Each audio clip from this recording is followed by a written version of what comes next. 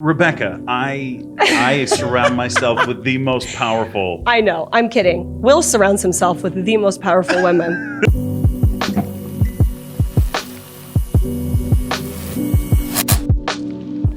Hey everybody, welcome to the Iris Global Green Room podcast. Oh my God, we are here with Rebecca Bender. Oh my gosh. It's happening. It's happening again. Again. It's happening again, but these guys don't know. Take two. I got a lot of hate. All you guys, you gave me a lot of hate. You did. Do you know why? No women on your podcast. No women on my podcast. They don't know, though. The first podcast was with you. And so take that, all you people. Technical issues. Don't judge judgertons. A lot of you guys gave me feedback. You said, hey, Will, you don't have women on your podcast. And I say, mildly accurate, but inaccurate, because you were the first. You were the first one. I was the first one. And it failed. I failed. I asked horrible questions. Technical difficulties. I called you. I had people yell at me. Who? Some of my staff.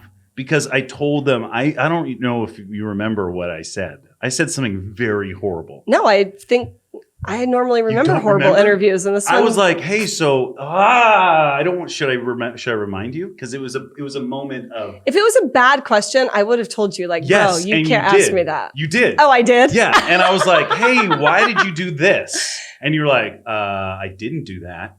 What the heck are you talking about? And I felt like this big. No, I'm sorry. No, it was good. It was good. And so I told staff, and they all yelled at me, and they were like, how could you do that? Here's the thing. This is why no women come on your podcast. You're a creepy weirdo who doesn't know how to talk to the ladies.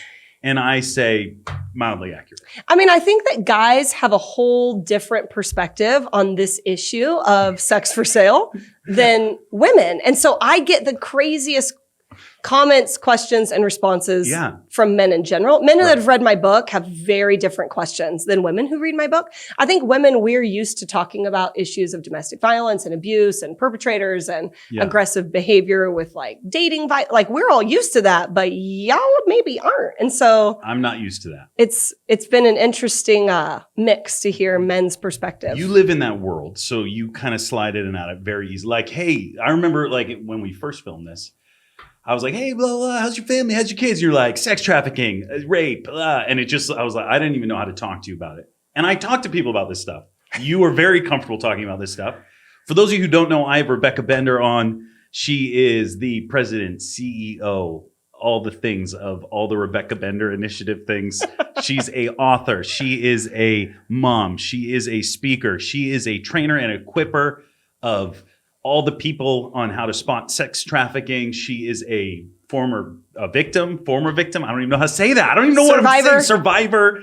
Not a victim. You're a survivor. Well, we would call them victims when you're being trafficked. But more than that, she's a really, really, really good friend, her and her family. And I've known Rebecca now for 4 years. Probably. Give or take. And every so often I might jump in on a board call too. Yes. In your organization. You give not great so feedback. much lately though, because I've been busy.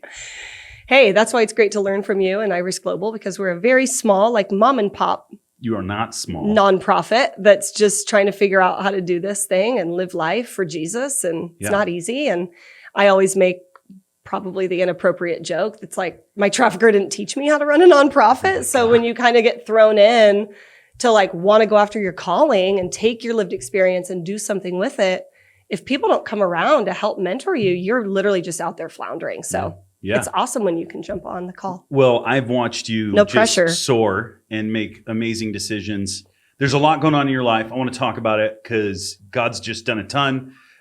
We might try to tiptoe around some of the past because I know people have questions and all the things. You just said you were trafficked. I'm sure people want to know about that. We're going to get there. But read the book. We're going to do that too. There we go. We'll just get right into it. In Pursuit of Love. You're actually in town for the launch or one of the launch parties here. Mm-hmm. And this is going to bless you and wreck you. And we will talk about that. But before we get into it, I was, as I was waiting for you, because you're super duper late. I want to say, no, I'm just kidding. You were right on time. I was looking at your Instagram and I saw a picture of you and Selena Gomez. Yeah. Was that like, what? Why are you hanging out with Selena? Well, Selena it's not like I'm hanging out with her. We're not like That's what it looked super like. great friends. I don't call her at home or anything, but Selena Gomez has been an advocate for human trafficking. She's been a brand ambassador for A21 for a while. So she's been a speaker at several galas that I had been a part of. There's several people that are really using a lot of their influence to really help people sound the alarm about this issue. Yeah. Angela Johnson has been a great, Who's Angela Johnson, really well-known comedian. Okay. She makes the funny joke that her husband was a Christian rapper and she's a Christian and a comedian, but she's not a Christian comedian. She says, I love Jesus, but I'll fight a girl. Okay. I know who that is. So she's been a great friend and ambassador of trafficking. Ashton Kutcher has probably been our biggest support. Who endorsed the book. this book? Yes, thank you, AK. That's pretty cool. Yeah. Ashton, we talked about that. AK for the win. I encouraged you to reach out You're to him. the one Do you that remember told me, you yeah. didn't want that? No, I was like, bro, Ashton is not going to endorse my book. He did. Rebecca is a true leader in the fight against trafficking. She's an inspiration who is changing the world with action. Yeah, when we were talking, we were like, who do I get to do the things? And I think you asked me, and I was like, no, you need to ask Ashton Kutcher because you are with him and you do things. I'm like, well, who should endorse my book? Like my mom and my grandma. Yeah, I think you asked me. I was like, no, God, no. Which you did anyway. You're in there. I know, but it's not that good. But anyway, I say Ashton is probably a better endorsement. He like people see him. He speaks in the Senate, or he speaks on this stuff. How did you get connected with him? Ashton Kutcher is the co-founder of Thorn. It's an anti-trafficking organization that uses technology to help scan online ads for victims of human trafficking, and they archive them in this like a Rolodex kind of. So law enforcement only are allowed to have memberships to this technology that Thorn has created called Spotlight. If you have a Spotlight account, you log in, you can type any indicator, phone number, height, weight, tattoo, and it pops up any ad of a hit all across the country. And this has been phenomenal for law enforcement because usually those type of websites, they delete all files after 6 months. Okay. If you subpoena them for a court hearing, it could be like, oh, we just never got that subpoena and now that whole account's deleted. And so Thorn has been paramount nationally because they're archiving in real time. They've just created technology that's constantly just saving ads. Really? So law enforcement can find them. When you say ads, what are you talking about? When like ads on different websites where sex is for sale. Okay. And so it's not the black market. It's just the regular web. And it's really hard for people to identify whether it's an ad for someone who's being trafficked or if it's an ad for someone who's there as what would be considered a pro-sex worker. And there really is no way to tell the difference. And so from an ad. And so, that's hard because you don't know if a trafficker is posting that to sell someone or if someone's doing it by quote unquote choice, which we could still debate. But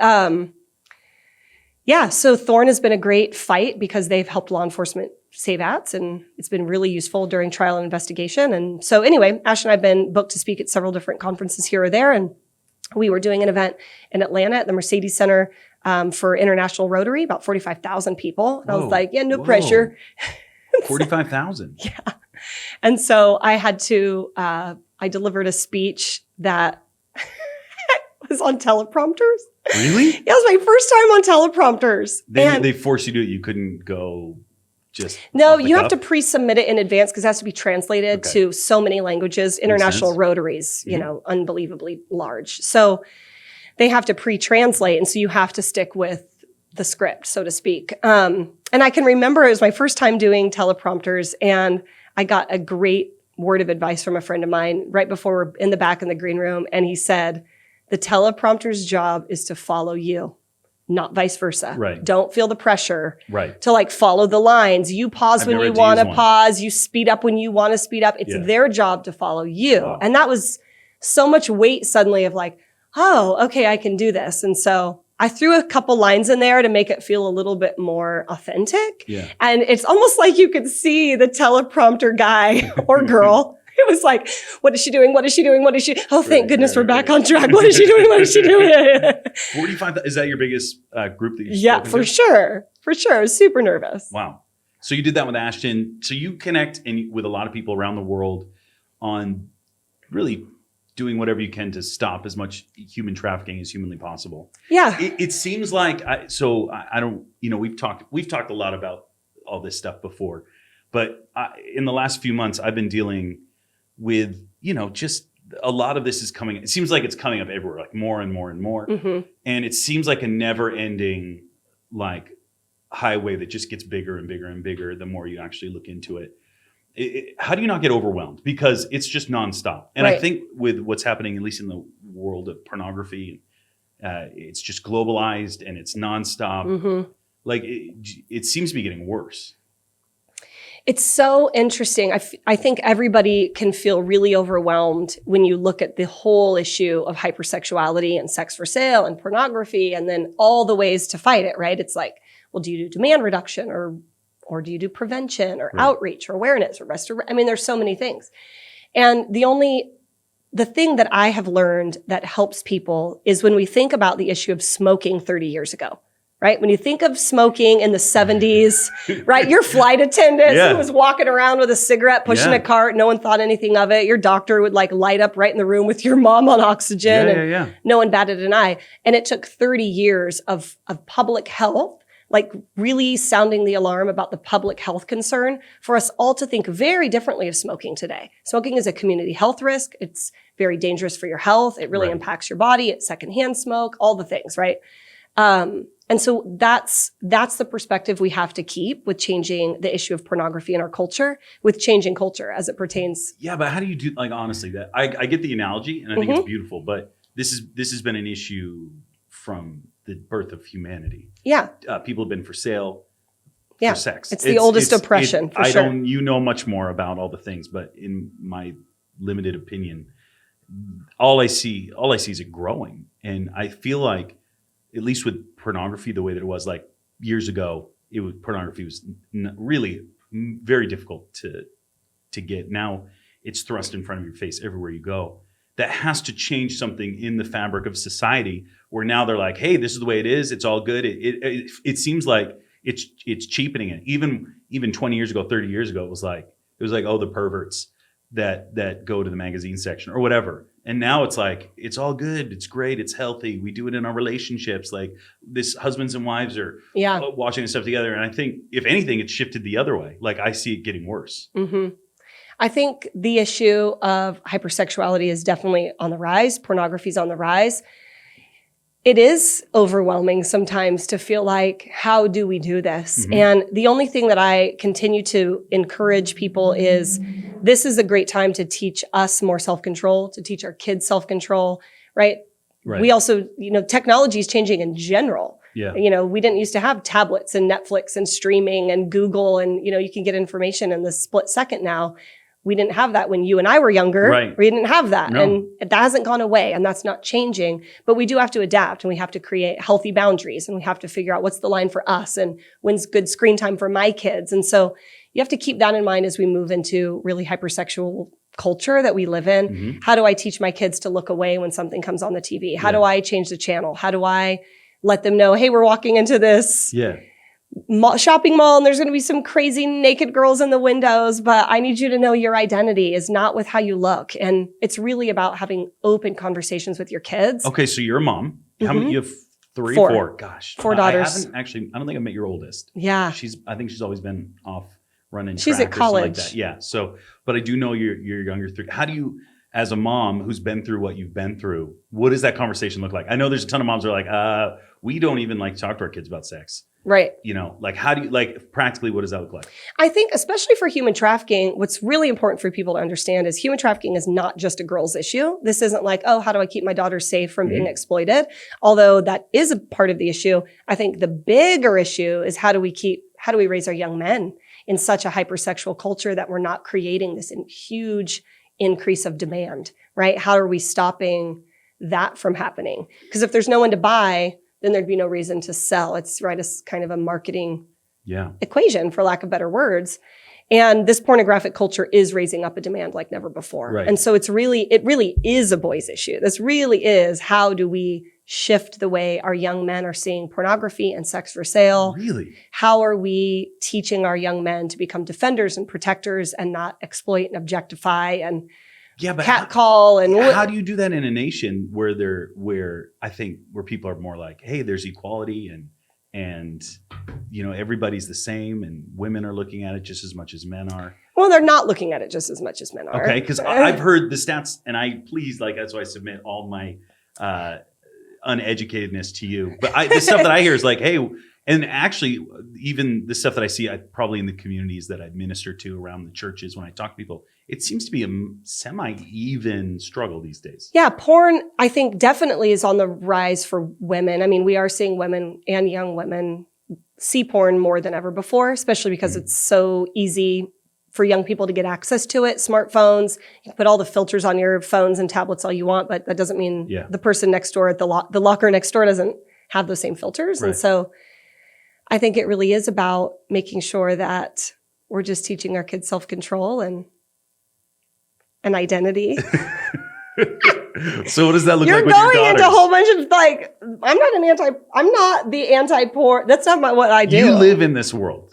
I live in helping in people change their lives. That's what I do. Okay. We're in the same industry then. Well, I mean, all I want to do is see people meet Jesus and fall in love with him. Yeah. And let, he is the self-control. The Holy Spirit becomes that. So right.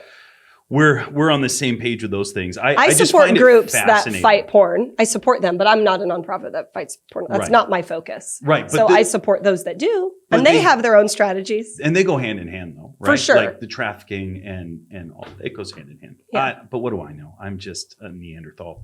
It's good to have you here. How is your family? Like, how are you guys doing? There's a lot going on in your life right now. Last time you were here, we couldn't really talk about it too much. Still can't. There's big things coming. There's big things coming the way. They're down the pipeline. Yeah. But we can't talk about that, I guess. The book's been optioned to be turned into a television series by a major network, but that's all I'm able to say until a press release is issued. Okay. So how do you feel about that? That's like a big deal. And it's not, when she said major network, it's not, it's a major network, and that can shift your life. How has it been processing that? Like, it doesn't totally feel like it's real yet. Really? I mean, because projects take so long. I've been working on it for 4 years. Yeah. So it's kind of like, all right, call me when it's ready, but it could be another 2 years. So it's just life as usual. Okay. So it hasn't really shifted that much right now. You're just continuing on? Yeah. Cause who knows? It's so hard. When you have this really ambiguous end date, it's hard to plan. So you just, all right, business as usual until you get a real actual So business date. As usual, what does that look like for you? Oh, so much, right? Go for it. We run a nonprofit that helps fight human trafficking. We train first responders on how to identify and respond to victims of domestic exploitation. So we're training law enforcement, we're training medical professionals, we're working cases. So I just got a call recently for a big case in an undisclosed location of a district attorney that needs an expert to review all the evidence, write a report, take the stand, testify at trial. So that's really where a lot of my time and energy sometimes goes. So you do that. You go in and there's a case going on, and they just come to you as an expert. Yeah, but how much of that do you do a year? I didn't know this about you. Several a year. Really? Yeah. Have you ever done any like high profile cases? Yeah. Really? Yeah. Can you're not allowed to mention any of them? We did. I worked with FBI on the Long Island serial killer case. Shut up. Yeah. You did? Very briefly. It's still an open investigation. When was this? Oh, years ago. What happened? Like, tell me, what did you get brought in for? So a private investigator actually reached out and sent me a whole bunch of information, and I read through it and felt like I was seeing something that maybe wasn't being seen. And so I train FBI a lot. So I reached out to my FBI contact and said, hey, I was sent this information by a private investigator. This is some of the things that I'm seeing from a human trafficking perspective. Because the Long Island serial killer was targeting women involved in prostitution. Yeah. But when you look at the evidence, all of those victims were actually trafficked victims. And one trafficker actually drove his victim to a home that the lady never came out of. And the trafficker called the police. And it was like, my girlfriend hasn't come out of the house. And he was a real witness in this, which is really unheard of for a trafficker to go to law enforcement. That's serious when someone that's that insidious would call law enforcement with concern. And so I wanted to kind of follow that trail because I know the human trafficking world, and that is a big no-no for traffickers to call 911, you know? And so I thought we need to follow this because that's not normal. And I was able to identify the escort service that the victims who had been murdered were booked from. Really? Mm-hmm. And so I called my contact. He put me in touch with, there's one FBI agent who'd been assigned to the Long Island serial killer case themselves. And so him and I had several conversations. I sent him the information I had, and that's kind of it. I mean, unfortunately with law enforcement and open cases, sometimes you don't get follow-up. You don't get feedback. You just have to trust that they're taking the information and running with it. And come on. it's kind of hard because you don't get to see the fruit. Right. But I think that's a lot of all of us. We all plant seeds. Yeah. You know, you're doing work with someone and they may backslide. And next thing you know, 5 years later, they're saved and they're doing great. And you're like, awesome. And they're like, hey, that one thing you said. And that's all you can do is continue to plant seeds and trust that you're just the seed planter. You're not always the harvester. And sometimes you get to harvest, and that's what keeps it going for yourself and your own, like, you know, this is worth it. But it's not always going to be the case with every person that you help. Wow. So when you work with FBI, what are you training them? Like, give us a crash course in what to look for somebody that's being trafficked. Because you go in like Super Bowls, like before Super Bowl, you actually do this. Like, what do you give me your like top 5 points in a nutshell? Like, what are your training? No pressure. Give me a 4-day training and 5 points. You can do it, girl. I think the reality is, you know, I was trafficked for nearly 6 years. Mm-hmm. And during that time, I was traded and sold between 3 different traffickers. And so I learned a lot of tactics that multiple traffickers employ. I used to be really ashamed of that part of my story because people in that life are kind of looked down on. If you have more than one trafficker, then they call you names. You're really ostracized a little bit. And so for a long time, I didn't want to talk about it publicly. Yeah. And then I started just feeling like God just continued to remind me that I had 3 more types of, there was 3 more ways that I could identify and relate with people if I was just really vulnerable with the fact of all that I had been through. And so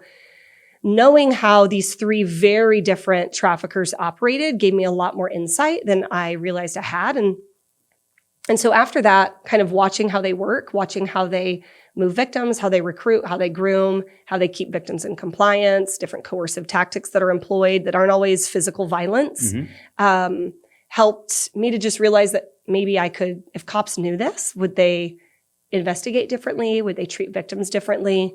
And then in 2006, the feds raided our home. My trafficker was indicted on over $4 million of tax evasion. And so that gave me this whole other perspective of how like a federal case is investigated. And I can remember when the feds came to one of the houses in Dallas and raided the home really early in the morning. And they had an arrest warrant for one of the victims that wasn't there. Yeah. And so we were in Vegas, and we knew at that point that it could be any minute that they would show up. And we were around, you know, just a little bit away from her. And about, 6, maybe 9 months later, U.S. Marshals surrounded her apartment. And I remember getting that phone call, and that's actually the opening of my book, getting the phone call like 5 or 6 in the morning of her just saying they're here, and me grabbing the kids and hopping the fence and sitting in my neighbor's backyard. And I can just remember like holding my daughter and this other little boy and crouching down in the backyard of some lady's house, you know. How old were you? I had to be 26 at the time, maybe. And I can just remember thinking like, I'm afraid the neighbor's going to see me. Yeah. And now in hindsight, now that I'm 38 and I'm healed, well, it's probably debatable if you ask my husband. But I can remember thinking though, like, the scariest moment for me was what the neighbor was going to think. Not that there's a federal raid that's taking place, not child welfare, child custody services possibly for the kids, like that I'm worried about what the neighbor. Yeah, fear of man. Yeah, and so that was really scary. So I just walked around the neighborhood. I was told not to come back until I got a call that it was safe. That's what my trafficker said to do, and so that's what I did. And then I came back, packed up everything, and we lived in a hotel for the summer. Wow. Afraid the feds would come again. And so you detail your whole story in this book, you beginning, middle, and end. And I do want to encourage everybody watching to reach out and grab this. When we talked before, we spent this whole time going through your story. Mm-hmm. And it's a lot. Like, it's a lot. I told these guys afterwards, I was like, I don't know I don't know what to do with my hands or my face when you're telling your story. It is a story of redemption. It's a story of even finding God in the middle of it. You got teary-eyed a lot through my story. And I told myself I wasn't going to go there today, unless we go there, but then I'm fine with that. Well, a lot of the book, the funny part is, and you well know this, right? When you write a book, you're contracted for a certain number of word count. Right. And I was contracted for about, 55 or 60,000 words, and I turned in 93. And they were like, oh, so we have to cut half your story. Yeah. And so even still, it was like, this still isn't everything. Right. But I thought when I got the book deal, finally, I'm going to get to tell the whole story. Because usually, you got 20 minutes on a stage or 45 minutes, and you're not getting it all in. You're picking and choosing specific stories to tell that will help that demographic walk away with some call to action. And so I felt like this was going to finally be my chance, and it still isn't. So what do you do, right? Just keep going. Yeah. Keep having the conversations. Every time that I've chatted with you, we met at a Darren Wilson filming in Orlando, Florida. And to this day, everybody there said that your time sharing was the most powerful out of all of the sharing. And I didn't actually hear it, but that's when I first met you and started listening and hearing your story. And every time we connect, I get to hear more and more and more. It is a crazy story. I do, all of you know, watching this, we don't pitch product. This is not like me pitching a product. I don't have it in our bookstore. Where can they get it? You can get it anywhere books are sold, Amazon, Barnes & Noble. The Audible is me reading it myself. So I'm the narrator. So you'll get to really hear the sarcasm.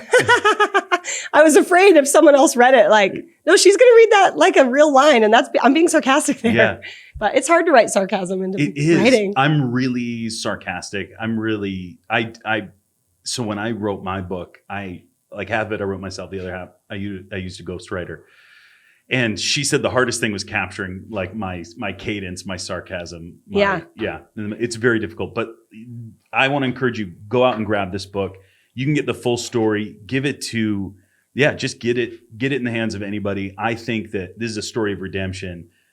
It's a beautiful story of redemption, and even like the pitfalls along the road. Mm-hmm. It's going to wreck you. It's going to break you. I asked you a question, and I do want you to answer it.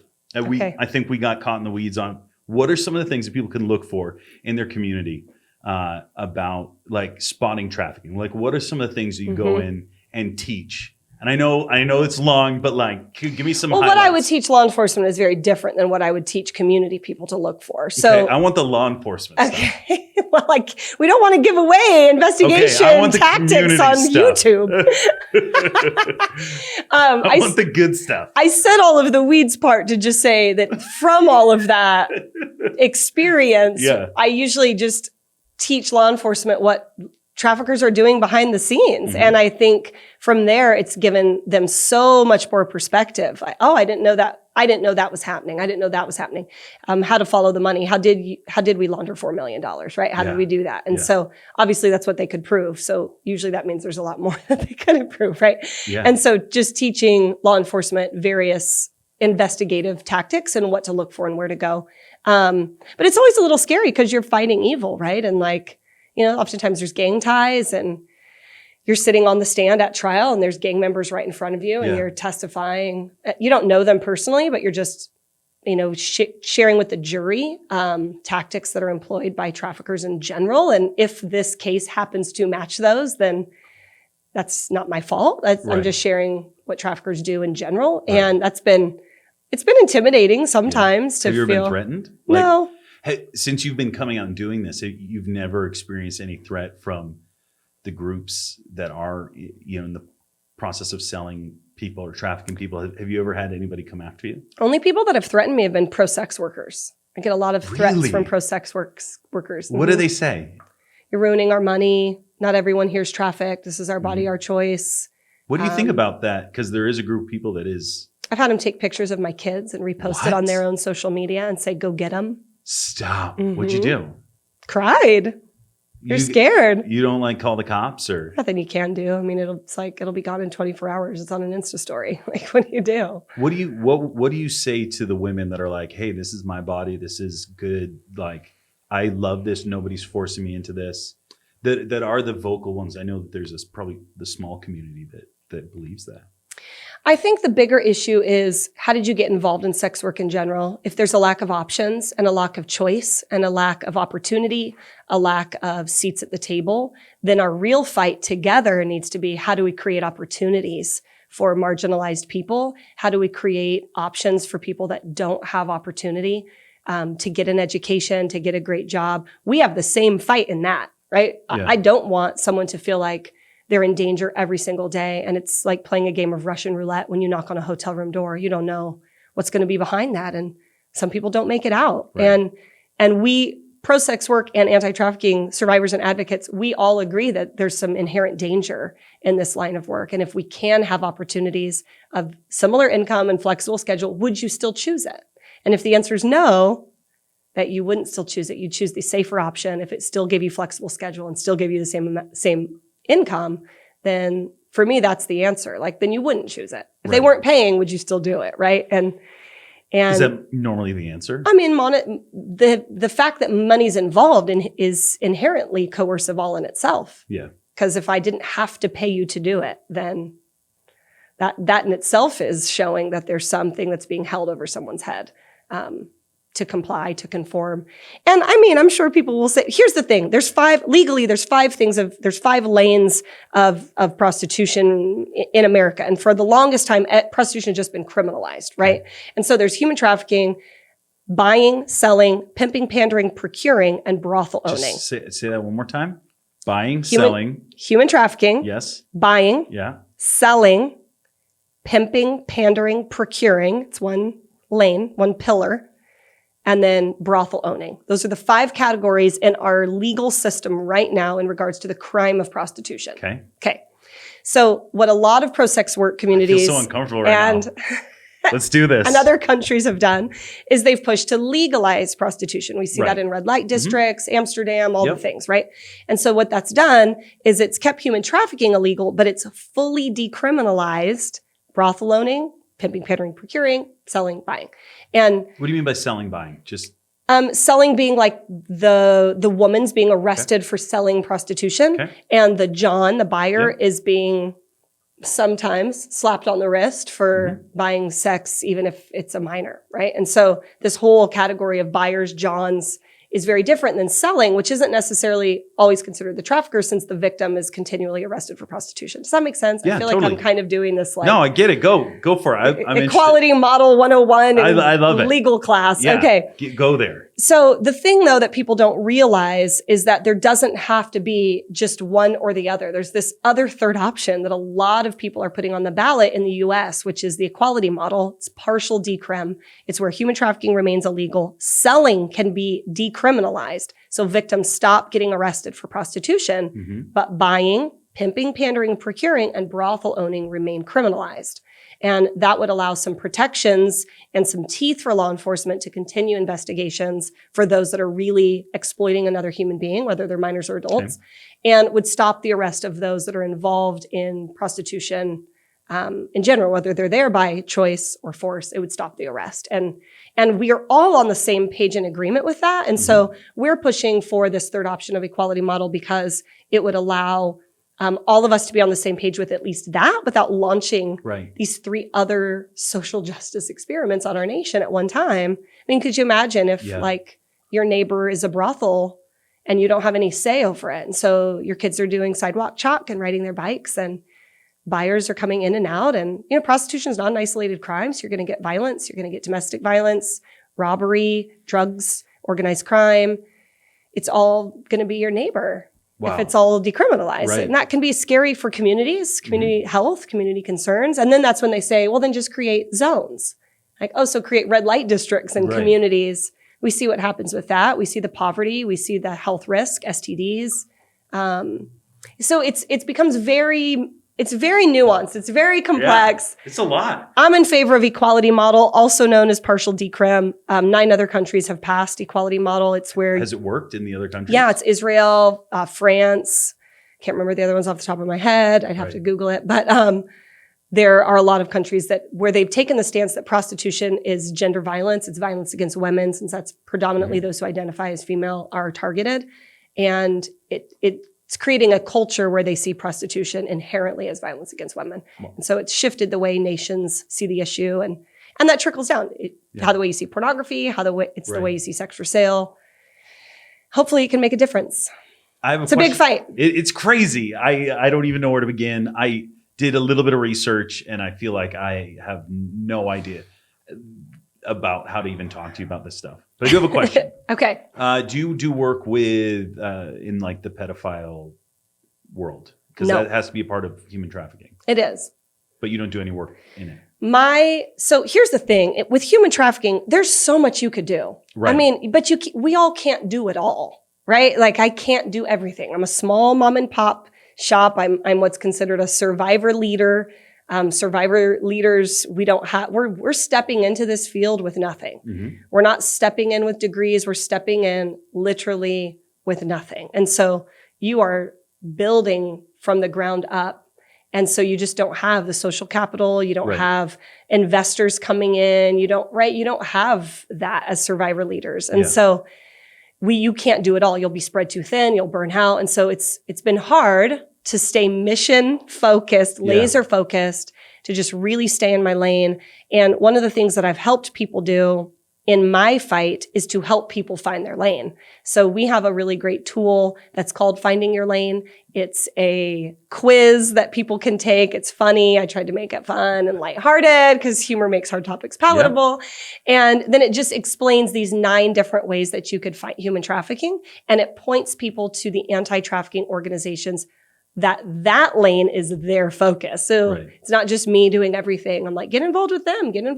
You want to fight porn? You want to fight prevention and demand reduction? There they are. Those are the guys doing it. Go be with them. Go support them, because everybody needs help, but we all can't do it all. Find the lane that really makes your heart come alive, and then get involved and do something. And so your lane is in the survivor. Say it again. You're a survivor at leader. Yeah. And so you're basically just working in getting women out of prostitution, rehabilitation. You look at me, you're like, you are dumb as a bag of hammers, Will. Have you sat at a board meeting? Do you know what we do? No, I know what you do, but it's like, every time we do not help survivors get out. You used to. We help train law enforcement how to get them out. No, we've had major conversations. Okay, I took people in. I took this one. I'm like, I get the call when it's in my own town. Okay, so you do that. Yeah. I do pay attention at board meetings. I do. I don't try to make that that's not my focus. So I don't want like the world calling me to help them with an escape, because that's not Rebecca, my focus. She'll help you with an escape. No. Yeah. If you're in my city, right? Like, how can you be in your tiny little town and you're the only one that fights trafficking and you get a phone call? Right. You have to help. Yes. But that's not the focus of what our nonprofit does. Our focus is to teach at conferences of all different sorts, helping train law enforcement, first responders, and other people that want to have a message of hope and resiliency, that you can overcome anything, that parents can have hope, that if their kid's lost, like it's still. So I preach a lot. Yeah. I write a lot of curriculum. Rebecca is an amazing, not just speaker. Like we haven't really gotten a lot into your faith, but all of this, everything that she is saying is done on the backdrop of a radical faith with Jesus. Mm-hmm. And I love that, because we've had that conversation where like, where's the crossover? You know, like, because you are an amazing preacher. I've watched you minister here locally and move in your gifting, God's gifting on your life really powerfully. Thank you. So you're not just this is all done in the backdrop of loving the Lord and going after His Spirit.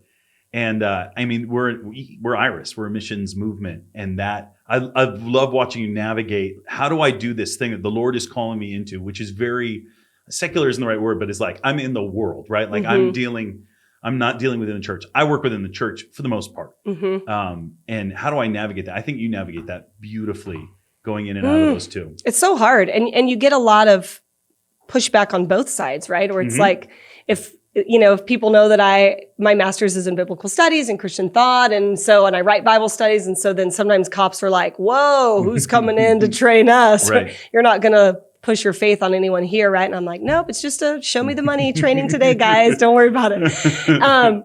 But if people ask in those secular trainings and you're able to say, like, this is what helped me, it's not to say that's going to help everyone. So you just have to be really thoughtful to not make people feel like you're forcing your faith on everyone. And that's not what Jesus would do anyway. Yeah. Jesus doesn't force himself on anybody. And so why would we come in and do that to others? And quite frankly, I think it repels people. So I find that if you just love people and you let the Holy Spirit do its thing, then you don't have to, right? I'm always like, we're not crowned Holy Spirit today. Like, Right. I'm crowned, convict, and save. Like, that's actually not my job. I'm just supposed to love people and let the Holy Spirit do his thing. Well, anytime I've watched you minister, in your preaching gifting, the Holy Spirit moves so beautifully, so powerfully. It's, even when we were in Darren's thing, you're in a room with some of the biggest movers and shakers in it was crazy. In the church. At least in our charismatic, kind of in the charismatic movement. Yeah. And they all walked out. They're like, hey, I'm the worst. I'm not doing anything with my life. And Rebecca just cruises through the room. Right. She's like, hey, you, pew, pew, pew. Okay. Yeah. So just you carry it. Let's say though, so I get this call like, hey, do you want to come be a part of this series? I'm like, sure, that's cool. Yeah. I show up and on the door is the agenda and it's the biggest names. And I was like, oh no. Yeah. Oh no. Don't fangirl out. Don't fangirl out. People that speak to millions. I was like, hey, trying to be cool. And then I was inside, trying not to freak out. But we had so much fun. We did have a ton of fun. I'll give people a little bit of a picture. So we're talking about, I think it was Conversations with God. No, what was it? Yeah, Adventures with God, season 2. Look at, how do you remember this stuff? I just see the AWGS2 on my agenda. I'm a visual memory. I guess so. But Darren rented 2 massive houses in Orlando. I think he had friends actually that gave them to him. But filmed, set up in the kitchen / dining room, this place where we would just sit around and have these conversations about really hard and challenging topics. And I loved it because you put so many people from so many different backgrounds. There was a dude, I think he was from Iran or living in Canada, and ministers and leaders in the movement, literally preachers to millions of people and the missionaries. And we had so much fun. We led people to the Lord. It was just such a great time. But that's where I met you for the first time. Yeah. And where I was like, oh my God, God is on this one. I just want to do whatever I can to stay connected. And we've stayed connected ever since. I'm so grateful for it. What you've brought into my life has been amazing. You're such just watching you be a mom, being a leader, and navigating all those things, this incredible difficulty that we didn't even really get into, but you do it so well. You do it with so much poise, and you do it. And I watch you do it with such humility and maintaining your love for the Lord and love for your family the whole time. Every time that we've talked, your heart is not for how do I advance my movement more or what I'm doing in my life. You're just, all you want to do is just be a better mom, better wife, and serve the Lord with everything that you have. Not missing out on him. I love it. I just want all people to go after the call of God on their lives. That's my mission. And it's been hard to navigate for myself of I escaped this crazy life. Really intense things, right? I've been things that you don't generally live from. Right. And so it's made me so incredibly grateful. And I can remember the moment God called me to talk about it. I was at my kitchen table and I was drinking a cup of coffee and doing my morning devotionals, and the sun started to come up and I felt sick. I felt like time to go in was the feeling I had from just years of you come in at sunup, right? And that's your shift, sundown to sunup, and you bring in as much money as you can or you're beaten, and that's your life for so many years. And so sun started to come up and I felt sick. And I can remember the Lord saying, how can you sit here and do nothing? How can you sit here in your nice, comfy surroundings with your warm cup of coffee when you know what it's like to be more afraid to go home than you are to get in a car with a stranger?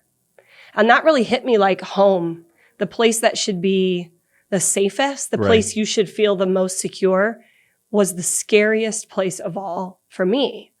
And I thought, you're right. How can I do nothing? And so I started just sharing my testimony. I didn't really have Right. a plan, just Right. like, I just want to sound the alarm that trafficking happens in America. And I didn't really know what to do with that. And God blew a lot of favor and stumbled trying to figure out how to make it into a business along the way, just because I wanted to full-time talk about the issue. Right. But I've been doing this almost 12 years now, and so grateful. And you also get to this place where you're like, but I'm also more than my story. You know, Right. I'm more than one Yeah. bad thing that happened to Yeah. me 20 years ago. Yeah. And I have fresh manna today. I have manna to help that teaches women how to find balance amidst living for Jesus. Right. I have more insight from the Lord on how you do navigate your story publicly, how you know that your story matters, right? Your story matters to God. It matters to your legacy, to your children, to the next generation, to your community. Stories change culture. Yes. Like, stories matter. Yep. And whether you can or can't relate with being trafficked, I think everyone has a story to tell. And that's really where my heart's been shifting a lot lately, is like just helping everybody know that your story really matters. Like, yes, you run Iris Global and your mission center, and that's great, but you have a story of when you came to Christ as a teenager, and you and your wife have a story. And people need to hear it because it gives them hope. That's where my heart's really at. And so figuring out in this end of a decade and kind of moving into this next one, even with the release of the book, it's kind of like this movement helped me heal, and it did what it was supposed to do. And now I'm ready for what God has next in my life. And I don't know that I know what that is yet. Yeah, you do, girl. But I'm in. You totally know. I'm what it ready. is. Like, let's do You it. just said it beautifully. Your story. You want to tell your story. Your story. I mean, it's told all over. You can go online. You can go on YouTube. Look up all the things. It's there. It's in this book in crazy detail. In Pursuit of Love, and then it's about to be told to the planet. And God's just using you so powerfully. Listen, Rebecca, I love you, girl. I love your family. Thanks. You're so amazing. Thank you for coming down, hanging out with us today Thanks. on our little green room. Did you notice the difference from when we first filmed? The plants. They were actually, we didn't have plants when we first. It was just a white wall. Oh. I was like, do you know the difference? No. My kids always say, when are we going back to the cotton candy guy's house? Okay, best thing ever. Best thing ever. A little girl. Oh, Joel, toss my bag. A little girl today just came up to me. I was sitting in my office, and she came in, and she said, I had something to give you. Yes. And so, how old is she? I don't know, maybe 4. And she drew this for me. Is it cotton candy? She's from the UK. She goes, so they call it candy floss, I think. So she was like, you're the candy floss man. I wanted to give this to you. Oh, cute. And so now I'm the dude that gives little children cotton candy. Yeah. That's not. It had an impact on your children. It did. Actually, that's. And now my husband wants his own cotton candy machine. I'm surprised he hasn't bought one so much fun. already. It's pandemonium out there. We're not buying anything right now. Is it? I get it. Well, so if you're going to be watching this months after it happened, but like probably as we're shooting this, can I timestamp it? No, is that bad? Good. Somebody, yeah. As you're watching this is like the first day or the second day of like things starting to shut down because of the coronavirus. So people will know whenever this is launched how it all went. Yeah, God this has could a be the plan. last time I see you. No. Just kidding. God brings revival from the midst of chaos. Like when you look at church history it comes. I got people going, amen. It does. I mean, look at the American It's Revolution. People were jobs lost globally or not globally, nationally from the American Revolution. And what that did was it caused people to draw near. So you never know. God has a plan. Let's all not panic. Don't have to go buy out all the toilet paper. We're all going to be okay. Maybe it's just because you've been through hell, right? Mm-hmm. We've been through seasons on the missions field of crazy and war-torn stuff. And it's like, tomorrow's a new day. Yeah. Tomorrow's a new day. Like, my faith is not in the stock market. It is not in whether there's a sickness going around. When you don't have faith, though, that's so hard. I know. That perspective is really hard to hold on to. You do feel like, I actually don't know what's going to happen tomorrow. And this dread I've had those days. I've had so much of that in my, especially in my time being trafficked, where you're like, I don't know if I'm going to die tonight. Yeah. This is it. Yeah. And that can be so consuming of your thoughts that's what real freedom. Real freedom is knowing God so relationally that your 100% trust is in him. Right. That's so like peace, weight off your shoulders. It's not in my control. God has a plan. Yeah. Man, that faith doesn't come easy though. You got to build your faith. There's a lot of Christians that are scared right now. Yeah. I shot a video yesterday and we sent it out, or it's being sent out, I think today, to our team. And I was like, our core values are we suffer if necessary. We find joy in the middle of everything. Like, it doesn't matter what's going on. Joy is not an option. And as I was praying for our team and around the globe, I was just going, this is when we shine. Like, this is when our tribe shines, right? That's like, good. And I haven't heard a bad testimony from any of them. They're all like, yay, we get to do stuff, We get like, really, this is when the body of Christ needs to rise up and be the body of Christ, bring peace. And it's so very easy to lose that. I struggle with it. Most believers do. The struggle isn't the issue. It's what you actually end up doing with it. Mm-hmm. God doesn't mind a little fight or a little struggle. It's what you actually end up doing it at the end of the day. But you, Rebecca, you're amazing. Thank you. Vice versa. If people want to follow you, do all the things that people do, what would they do? Join us on Instagram. Boom. On the gram. I'm Rebecca Bender. You are Rebecca Bender. I'm Rebecca Bender. That's it. All the things are on there. The link tree bio, all the things. It's all the things. I'm sure after this, you're so impressed you want to follow me too on Instagram. People already do. Laughing? If they're watching this, they already follow you, bro. I'm not good at the gram. We had that discussion in another podcast. At Will Hartman. Boom. Don't you have an intern that works in social digital content? Actually, they're both sitting in this room, and they're not that good at the job. Instagram's about to blow up then. Just because kidding. They are amazing. I can tell. Are they? I don't know. I'm trusting. By the time this is launched, they won't be a part of our organization anymore. This is awkward. They're not posting anything. Listen, thank you guys for watching. Which camera would you like me to look at? You pointed to different cameras. That guy. Hey, thank you for watching. It has been a pleasure to have my good friend Rebecca Bender here on the Iris Global Green Room podcast. Listen, you hear me say it. We don't do this stuff for money. We don't do it even to sell anything. This is done purely because we have the most amazing people in our lives, and I want to share them with you guys. And I know as you pass it around, as you share, like this testimony alone, there's people that actually need to hear this. They actually need to read this book. And we love opening up a door and bringing these conversations into your life. And if you like it, and I know you really like this one because first female on the Irish Global Green Room podcast. Boom! Yes. Wait, we're supposed to have social distancing. No, we're not. Not in my green room, we're not. And go and like, subscribe, hit bells, things, and that will remind you to watch this, share this. I'm honored. I'm honored to be the first lady. You are the first lady. And better get Moosey on here. Oh, it's in the works. Okay. It's just, we have to do it in a good moment. There's like seasons when you're like, hey, I really want to put my wife on and let her talk freely. And then there's other seasons where you don't. or she's like, stop interrupting me and just give me 60 minutes with the mic. The reason why I don't want to do it is because of what people will say about me. They're going to be like, oh, you just interrupted everything. And that's me. So I don't have self-control. You should co-host.